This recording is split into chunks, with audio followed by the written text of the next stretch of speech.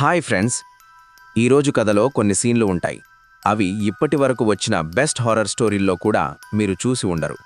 ఇక స్టోరీలోకి వెళితే, ఒక మధ్య వయసు మహిళను చాలా క్రూరంగా మంచం మీద కట్టేశారు. దాన్ని చూసి అనిపిస్తోంది ఎన్నిసార్లు దుష్కర్మం జరిగిందో అన్నట్లు. కాని నిజం మాత్రం వేరే విషయాన్ని చెబుతోంది. ఆమె కళ్ళను చూశాక ఓ విచిత్రమైన రంగులో కనిపించాయి. దానివల్ల ఈమె మీద ఏదో చెడు శక్తి ప్రభావం ఉన్నట్టే స్పష్టంగా కనిపిస్తోంది. అంతలో అక్కడ ఒక తుపాకీ పట్టుకున్న మనిషి వచ్చాడు. అతను ఆ మహిళను చాలాసేపు చూస్తూ ఉన్నాడు. అది ఏదో పాత సంబంధం ఉన్నట్టుగా. కాని ఆమె పరిస్థితి చూసి తట్టుకోలేక చివరికి ఆమెను కాల్చి చంపేస్తాడు. ఇప్పుడు ప్రశ్న, ఆమె ఎవరు? ఆమెను చంపింది ఎవరు? ఆమెకి ఏం జరిగింది? ఇంత ఇబ్బందిగా ఎందుకు ఉంది? ఇన్ని ప్రశ్నలకు సమాధానాలు ధీరగా తెలుస్తాయి. సీన్ షిఫ్ట్ అవుతుంది 6 మెడికల్ స్టూడెంట్స్పై. వాళ్ళు మౌంటైన్ అనే ఒక సరస్సు వైపు బయలుదేరారు. అది అడవి మధ్యలో ఉంటుంది.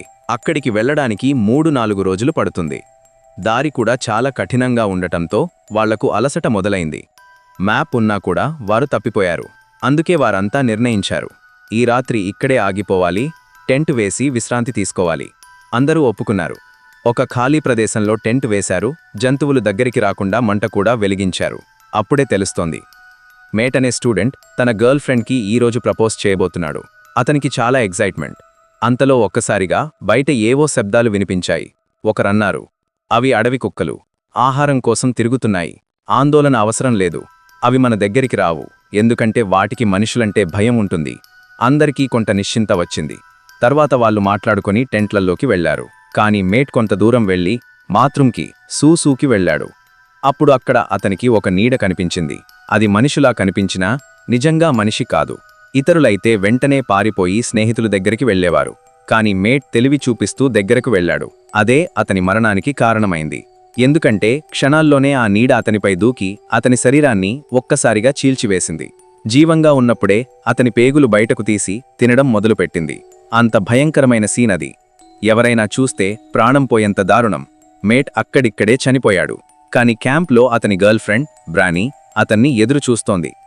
తను వస్తాడు అనుకుంది. కాని ఆమెకి తెలియదు అతని ఏ బాధలో మరణించాడు. చాలాసేపైన తర్వాత ఆమె ఒంటరిగా అతన్ని వెతుక్కుంటూ వెళ్ళింది. అక్కడికి వెళ్లి చూసింది, ఒక భయంకరమైన జీవి మేట్ శరీరాన్ని తింటోంది. ఆ క్రియేచర్ ఆమెను కూడా చూసింది. ఆమె వెంటనే పరిగెత్తింది, అరిచింది. ఆమె కేకలు విని మిగతా వాళ్లు బయటకు వచ్చారు. చూసి షాకయ్యారు. మేట్ కేవలం ఎర్రలాగే ఉన్న లాస, లోపల అవయవాలు పోయాయి. పక్కనే రక్తంతో పడి ఉన్న బ్రానీ. వాళ్లు ఆమెను తీసుకుని టెంట్లోకి వచ్చారు. ఉదయం అయ్యే వరకు ఆగదామని నిర్ణయించారు. ఉదయం అవ్వగానే ఒక టామ్ అనే వ్యక్తిని కలుసుకున్నారు. వాళ్ల పరిస్థితి చెప్పగానే అతను అన్నాడు, ఇక్కడి నుంచి బయటపడాలంటే 50 కిలోమీటర్లు ట్రాక్ చేయాలి. నా ఇంటికి రండి, నాకు మెడికల్ కిట్ ఉంది, మీకు సహాయం చేస్తాను. అందరూ ఒప్పుకున్నారు. స్ట్రెచ్చర్లో బ్రానీని పెట్టుకుని అతని చిన్న ఇంటికి వెళ్లారు. తర్వాత జరిగేది మరింత భయంకరం. జంగిల్లో కనిపించిన క్రియేచర్ నిజంగా మనిషి కాదు. అది ఫెరల్ వైరస్ వల్ల ఇన్ఫెక్ట్ అయిన జీవి. అదే అసలు ప్రమాదం. టామ్ నిజం చెబుతున్నాడా లేక ఏదైనా దాచిపెడుతున్నాడా? మిగతా స్టూడెంట్స్ ఒక్కొక్కరిగా ఆ క్రియేచర్ బలి అవుతారు. చివరికి తెలుస్తుంది, ఆ క్రియేచర్ అసలు ఎవరు అంటే టామ్ కొడుకే. ఎన్నో ట్విస్ట్లు, భయంకరమైన సీన్లు, రక్తం గడ్డకట్టే ఘట్టాలు జరుగుతాయి. బ్రానీ, జెస్సీ, గీనా, జూలీ ఒక్కొక్కరికి వైరస్ సోకుతుంది. ఇన్ఫెక్ట్ అయిన వారు భయంకరమైన రాక్షసులుగా మారుతారు. చివర్లో ఎల్సా మాత్రమే బయటకు బ్రతికి వస్తుంది. కాని ప్రశ్న ఇదే, వైరస్ అక్కడే ఆగిపోయిందా లేక ఇప్పుడు బయట ప్రపంచంలో కూడా వ్యాపించబోతోందా? ఇదే ఈ రోజు కథ. కథ ఎలా అనిపించింది కామెంట్లో చెప్పండి. అలాగే మరిన్ని వీడియోస్ కోసం లైక్ చేసి మన ఛానల్ని సబ్స్క్రైబ్ చేసుకోండి. Thank you so much for watching.